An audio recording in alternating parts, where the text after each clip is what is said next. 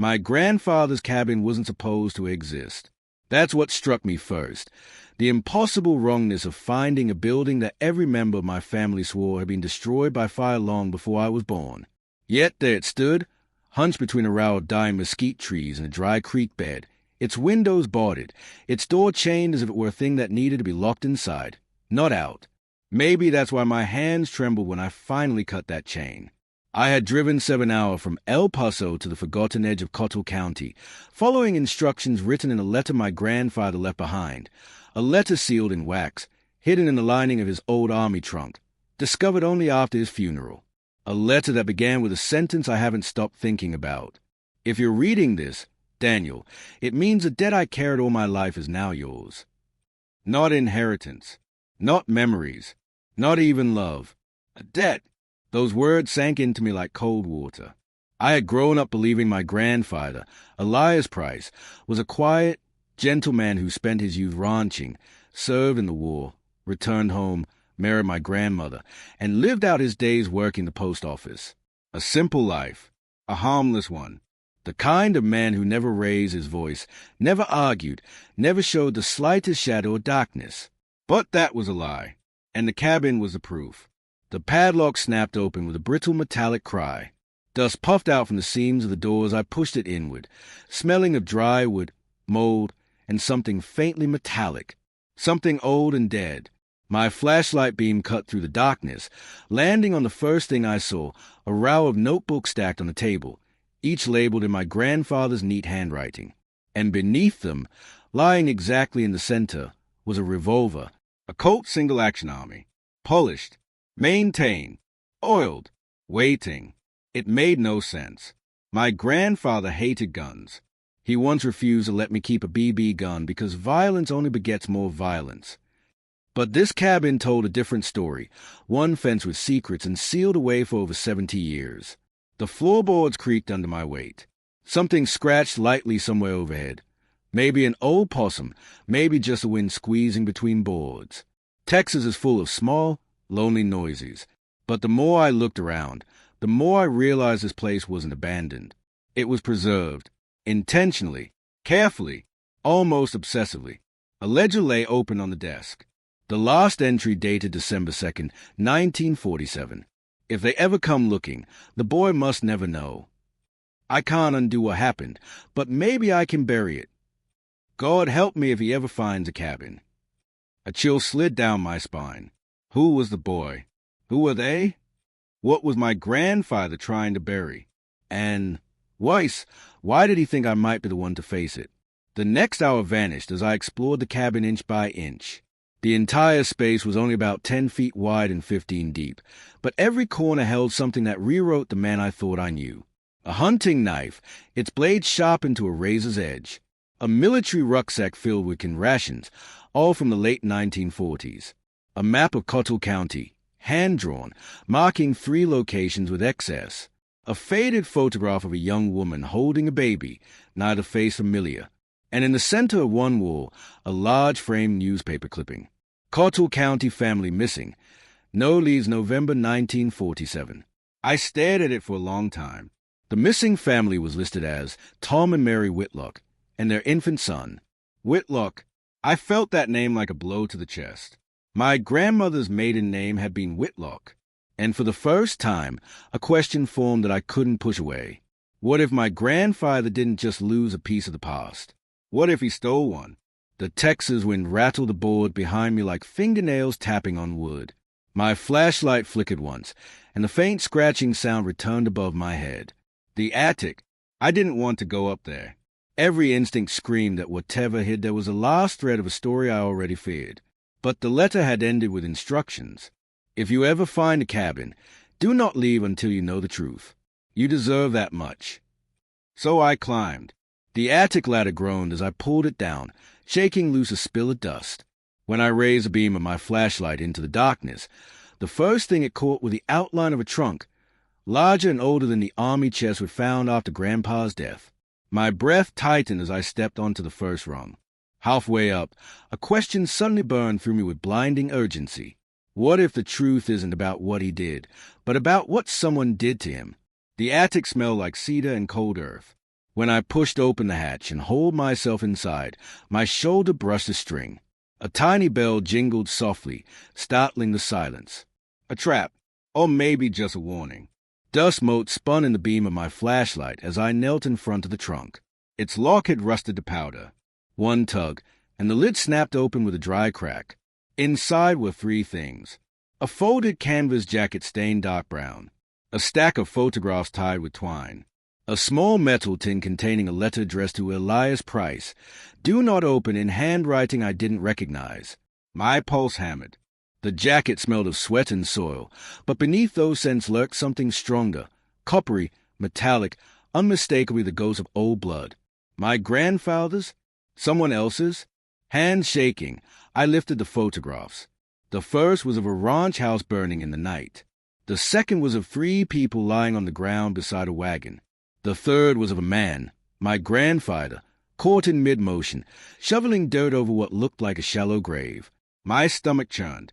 This wasn't the story of a quiet postal worker. This was the story of a man who had lived through something violent, something terrible, something he tried to bury so deeply he sealed an entire cabin to contain it. I finally opened the metal tin. Inside, wrapped in tissue paper, was another letter, a letter postmarked December 1947. A letter from Tom Whitlock, the man from the missing family, the man who, according to county records, vanished without a trace. The letter was short, angry, desperate, and its last sentence made my blood run cold. You can hide the boy for now, Elias, but when he grows up, he'll come for you just like I will. The flashlight slipped in my hand. A wave of nausea hit me so forcefully I had to steady myself. The boy, the infant, the missing Whitlock baby. My mind raced. My grandmother. Her maiden name. The missing Whitlock family. The photographs. The grave. It all clicked together in one horrifying surge. My grandfather hadn't kidnapped a baby. He'd rescued one. From whom? From the Whitlocks? From something worse? And what had happened to Tom Whitlock afterward? Maybe the answer lay below the attic. Maybe the truth had been waiting on the cabin floor the whole time, in a drawer I hadn't yet opened, or beneath a loose plank, or in one of those notebooks written in steady, haunted handwriting. A sudden gust slammed the cabin door downstairs. I froze. Someone, or something, had just entered. And in that moment, one final question screamed through my head, more urgent, more terrifying than all the others. The cabin door groaned on its hinges below me, a slow, deliberate sound, the kind made by a person pushing it open inch by inch. Not the wind, not an animal. Someone was inside. My lungs froze. Every instinct screamed at me to stay still, stay silent, stay invisible. The attic was dark except for the thin beam of my flashlight, which I quickly clicked off. I crouched, heart pounding, feeling the thud of each beat like it was trying to punch its way out of my ribs. Footsteps creaked across the cabin floorboards. Heavy, measured, familiar in a way that made no sense. Then a voice called out, "Daniel Price, I thought you'd come sooner." I clamped a hand over my mouth, stifling a gasp. How the hell did this stranger know my name? A chair scraped. Papers rustled. My grandfather's notebooks, no doubt being poured through by someone who had waited a very long time for this moment. And then the voice spoke again, cool and steady. "You found the letter. Otherwise, you'd have never known about this place. That means you're ready. Your grandfather was supposed to tell you himself, but he lost his nerve. Men like Elias always lose their nerve eventually." The stranger's footsteps shifted closer to the attic ladder. I pressed backward until my spine hit the wall. A match flared below, its light touching the edge of a long coat, a pair of weathered boots, and a face illuminated just long enough for me to see it was an older man, late 60s, maybe. But I knew that face. I had seen it in the photograph from the attic. The man burying bodies? That was my grandfather. But the man standing below me was a man in the background of another picture, the one leaning against a wagon with a rifle, staring directly at the camera. Tom Whitlock. Except that was impossible. Tom Whitlock went missing in 1947. No body was ever found. He would be over 90 by now, if he were alive at all. This man looked 65, 70 at most. Maybe he wasn't Tom Whitlock. Maybe he was Whitlock's son. Maybe the infant in the missing family hadn't been taken by my grandfather at all. Maybe it had grown up somewhere else, under someone else's care, in return for answers. Then he spoke again, as if reading my thoughts. You're wondering who I am. That's good. Curiosity means you have enough of your grandfather's stubborn blood in you. But you shouldn't wonder. You already know. My breath caught. I'm the dead Elias Price owed, the man said. And now, unfortunately for you, that debt has passed on. The ladder creaked as he placed a hand on it. I needed to move, to run, to fight, something, anything.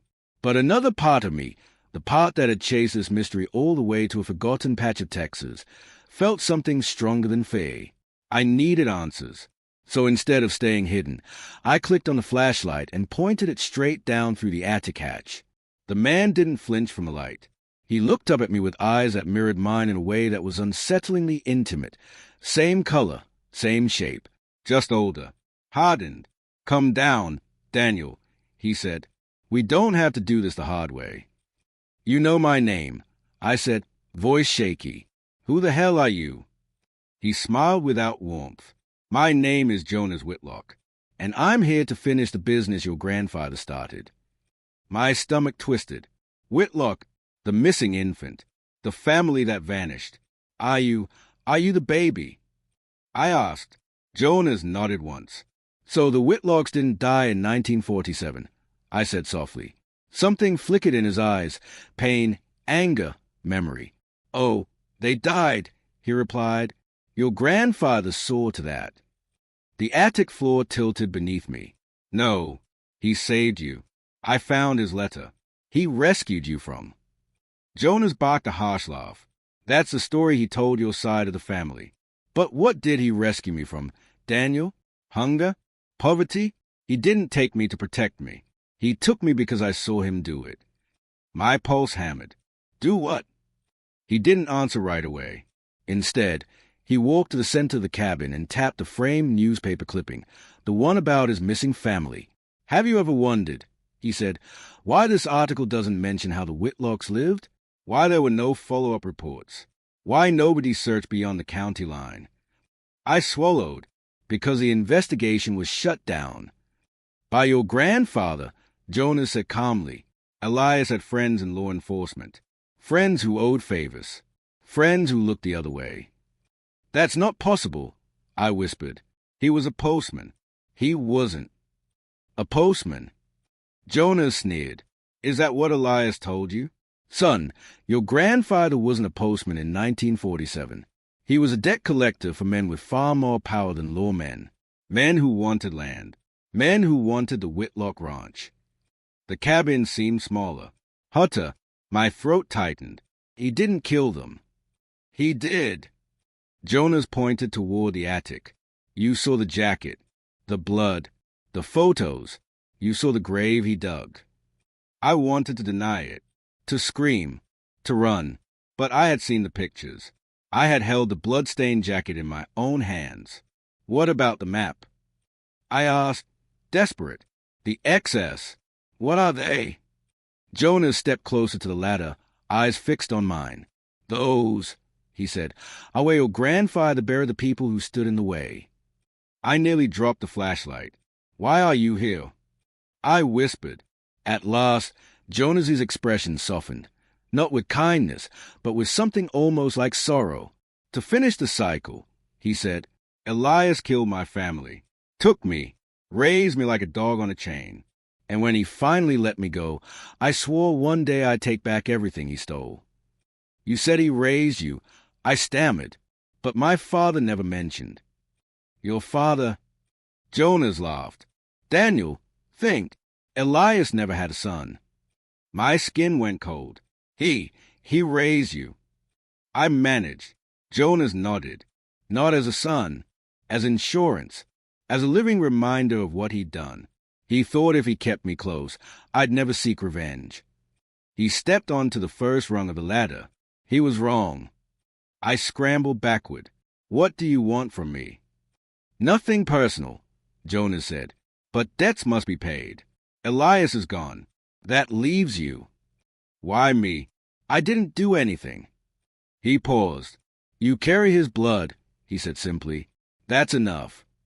The ladder creaked again as he began climbing. I scanned the attic wildly for anything, to defend myself. My hand closed around the metal tin that had held the letter. Not enough. Then I spotted the trunk. The revolver my grandfather had stored downstairs wasn't the only weapon he'd left behind. A second Colt lay beneath the photographs, loaded, oiled, and wrapped in cloth. I ripped it free, nearly dropping it as Jonas's head appeared through the hatch. Don't, he warned. Elias trained me. You'll fire once, miss, and then it's over. Maybe he was right. But maybe he wasn't. I'm not my grandfather, I said. Jonas smiled coldly. That's what he said, too. He lunged. I fired. The shot exploded in the attic, deafening and blinding, throwing dust into the air like a scream made visible. Jonas fell backward, slamming onto the cabin floor below. Silence swallowed the world. My hand shook violently as I crawled to the hatch and peered down. Jonas was lying on his back, gasping, a dark stain spreading across his shoulder, not fatal, but enough to stop him. His eyes burned up at me, not with rage, but with something worse. Recognition. You really aren't him, he whispered. You're nothing like Elias. I lowered the gun, breath shaking. You came here for revenge, I said quietly. But you came alone. You came talking, not killing. Whatever Elias did, I'm not him, and you're not your father. Jonas closed his eyes, wincing as blood pooled beneath him.